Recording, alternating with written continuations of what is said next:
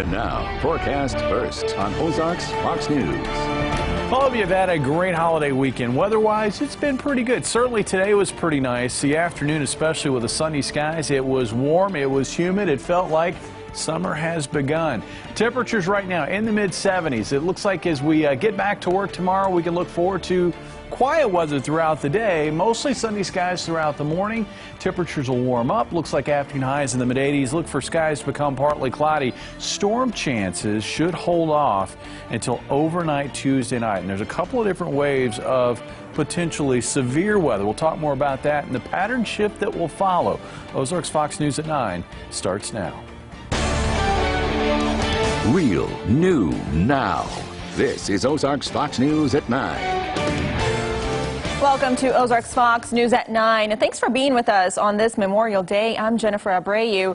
We begin with what's making headlines around the country today. These stories are real, new, now. Americans are observing Memorial Day with ceremonies and remembrances, including at Arlington National Cemetery. Vice President Mike Pence joining other high-ranking administration officials to honor fallen fighters at the Tomb of the Unknowns. Also in D.C., hundreds of motorcycle riding veterans joining what could be the last ever Rolling Thunder event. This evening, people across the central U.S. bracing for potentially more severe weather and flooding. The flooded Arkansas River will keep rising and crest at a record high of 42 feet in the coming days. In Fort Smith, businesses, houses, and cars already underwater. The National Weather Service warns the flooding in Arkansas will be the most significant in recent history. President Trump in Japan today took the North Korean leader's side over his host, the Japanese Prime Minister, and his own national security advisor on the issue of North Korea missile launches. President Trump said he was not concerned by North Korea's actions, calling them, quote, small weapons. Making local news now, you may be planning on heading to some of our lakes or rivers soon, but just how safe is that water? Our Nija McDonald is here to explain how city officials are working to empower you with knowledge before you dive in. Nija. Jen, with warmer weather, the Health Department is partnering with the Watershed Committee of the Ozarks to monitor select stream and river locations for the presence of E. coli. Memorial Day marks the start of 2 warm weather surveillance programs for the Springfield-Greene County Health Department: stream water testing and heat-related illness. Each summer, from Memorial Day to Labor Day, we do a weekly collection of water, and then at the Health Department lab, the staff analyzes that for E. coli bacteria. Project manager for Watershed Committee of the Ozarks, Stacy Armstrong-Smith, says the stream testing serves as a public education opportunity for the community. A lot of people are out recreating in the streams over the summer, so we just want them to have that knowledge to know what the E. coli levels are so they can make a judgment call if they want to go out and go swimming or not. Test sites are chosen based on the likelihood people might come in contact with the water. Especially the heavy rains we've had recently, you would not want to go swimming immediately after that, because every time it rains, it picks up everything that's on the ground and on the land, and it picks it up in the water and it carries it right to the stream. So those bacteria levels tend to be elevated after a heavy rain. The Health Department encourages you to practice healthy swimming, including never swallowing stream water and avoiding full-body contact water activities, such as swimming when water is contaminated. Each week, the results are posted on the Health Department website, so people can find those. Typically every Thursday those are posted, and they can get an update on what the levels are. The Health Department says heat-related illnesses are 100% preventable. You just need to hydrate and avoid direct sun for long periods of time. So, Nija, what lakes or streams are being tested this summer? Good question. So those lakes will include James River, Galloway Creek, Lake Springfield, Little Sac River, and Wilson's Creek. And again, as Armstrong mentioned, you can visit the Health Department's website to check out results each week. All right, good to know. Thanks, Nija.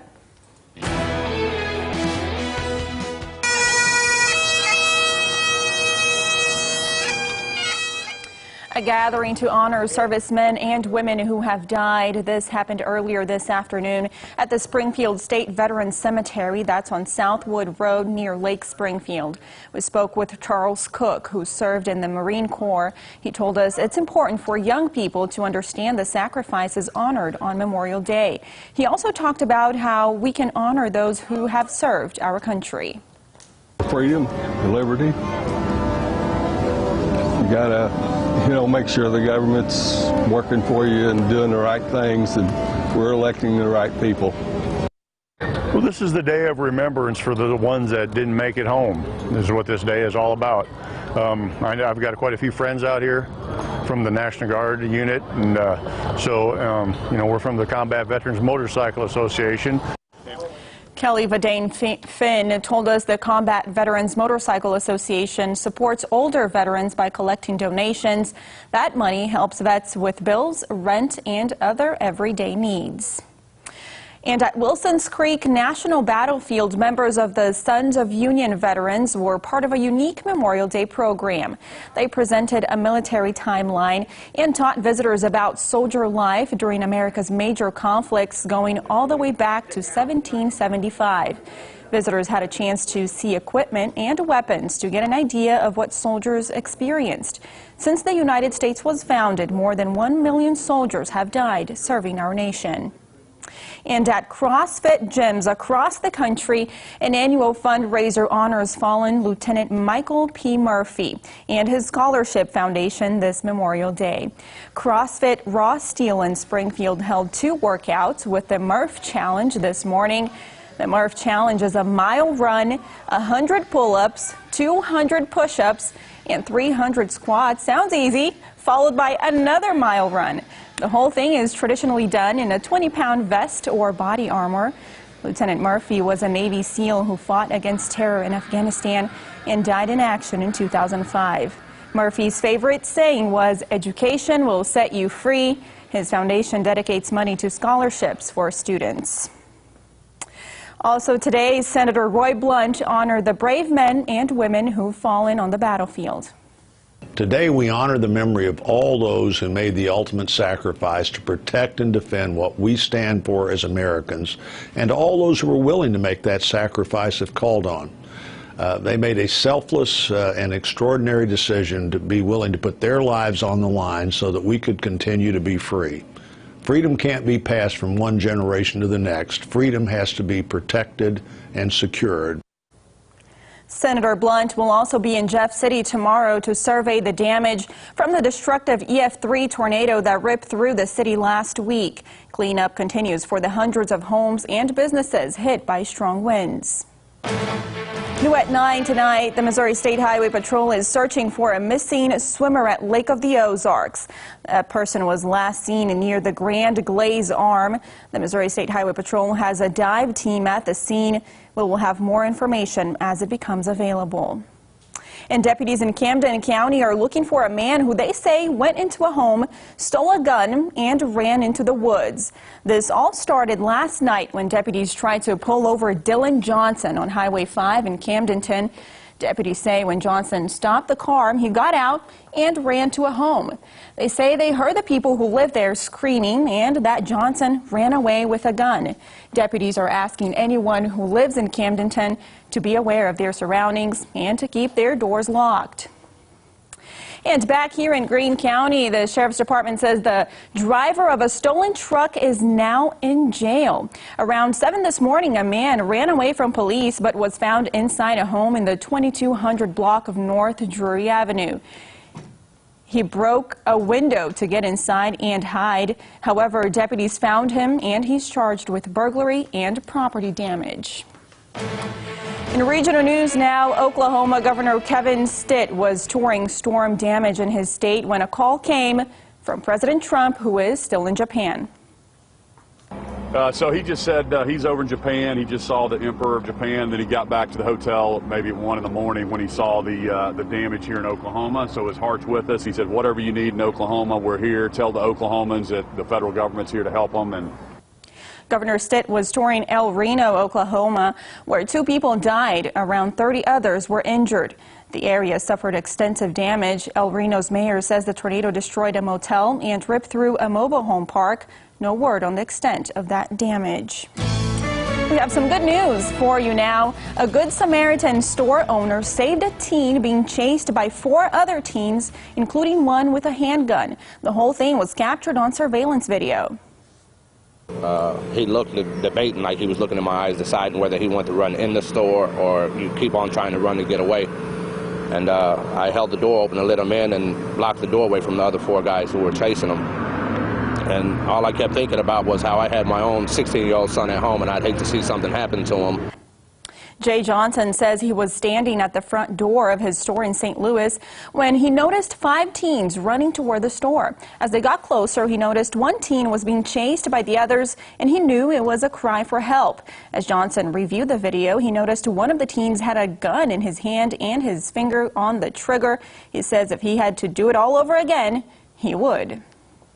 Moving on now to our local weather, Jamie. It was a great day to be outside today, but this week is bringing some storms again. Yeah, it's been a busy spring. At least the back end of the spring has been busy with severe weather, and we've got additional severe weather chances this week. But we're also about to see a shift in the pattern. I'll have more on that after this break.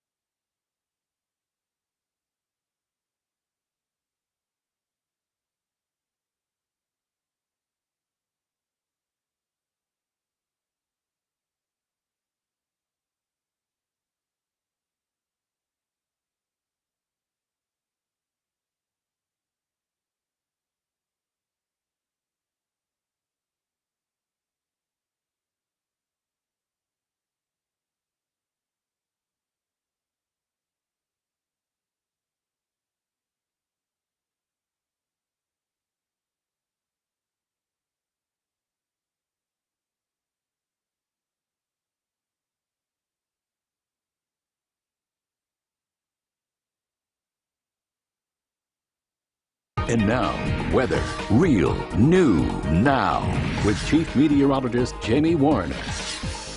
We are all waiting for a new pattern, one that is quieter here in the midsection of the country, and I think we're going to see that develop later this week. Right now, we've seen a pretty quiet afternoon across here. This after another wave of rain and thunderstorms spread from west to east across areas north of I-44. Now, here in Springfield, we didn't sample that rain this time.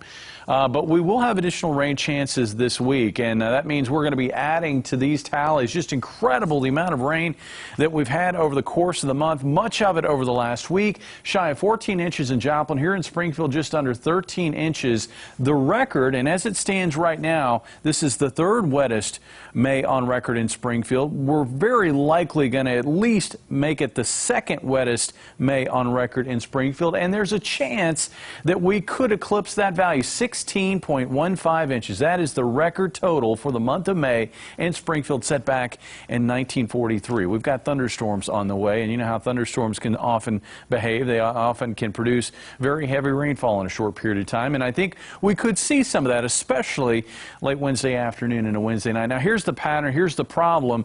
This trough in the western U.S. has just been plaguing the midsection of the country with waves of rain and thunderstorms, and while it has been better this past weekend because there's been a little bit more ridging in place across the Ozarks, we still sampled some of those showers and thunderstorms at times through the holiday weekend. Most of the severe weather risk, though, has remained to our north, northwest, and west. And we are finding some pockets of wet weather and severe weather this evening. One in Ohio and another batch here across Nebraska back into Colorado. Here's what we're looking at overnight tonight. Should be a quiet night, expecting mostly starry skies. There is a bit of cloud cover which extends from the Joplin area up towards maybe Versailles. Here in Springfield, they're looking at clear skies, and that's the case to the south as well. So mostly starry skies, balmy breezes. Tomorrow, we're going to get through the day, I think, quietly. Looks like we are going to have a cap in place throughout the day. That'll continue into the evening hours. I think initially the severe weather that tries to erupt will be to our northwest, and it will spread northeast. It will stay just outside of the Ozarks. There is going to be some potential that late Tuesday night, we're talking maybe midnight and thereafter, we could see some thunderstorms break out, and there could be some severe weather.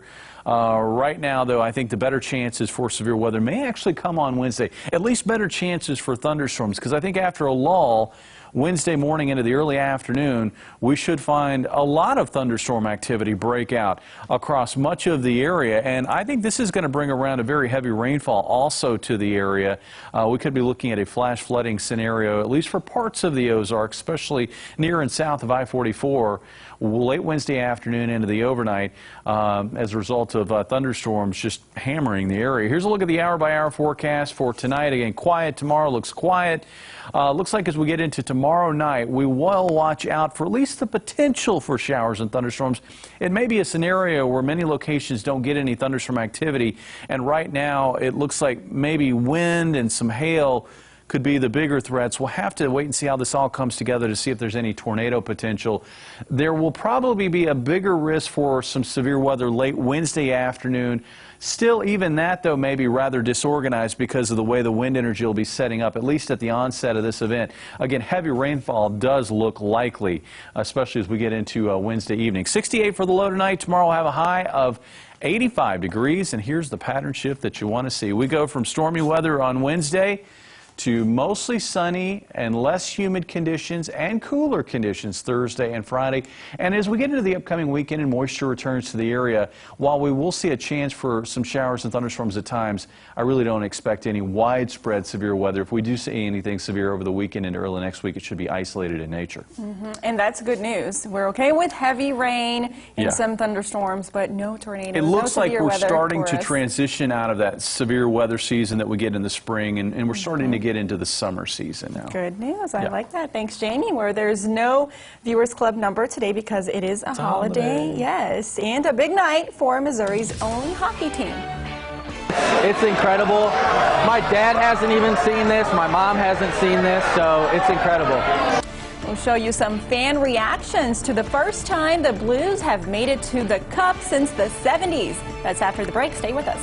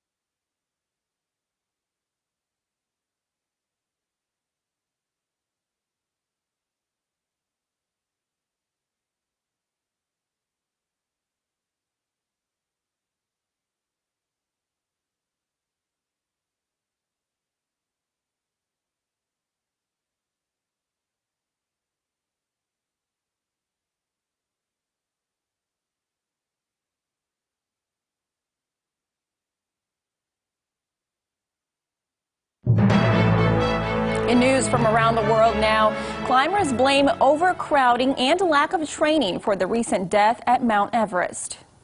There's so many people who want to do it, who train, and I think maybe like there should be a limit on how many people go up each day, because you only have a limited supply of oxygen, and if you're tired, you're tired. You might make it to the top, but you still have to make it down. That's the problem.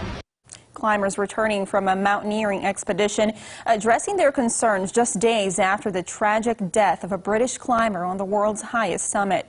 Officials say the death toll has climbed to 10 from the traffic jam of climbers on Everest, as a record number of people are trying to use a brief window of good weather to make it to the top.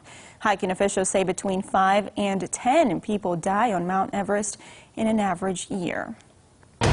In national news now, an enormous 2.3 million pound boulder that blocked a Colorado highway was blown up over the weekend. A massive rock slide caused the highway to be closed indefinitely. The slide consisting of dirt, rock, and 2 huge boulders.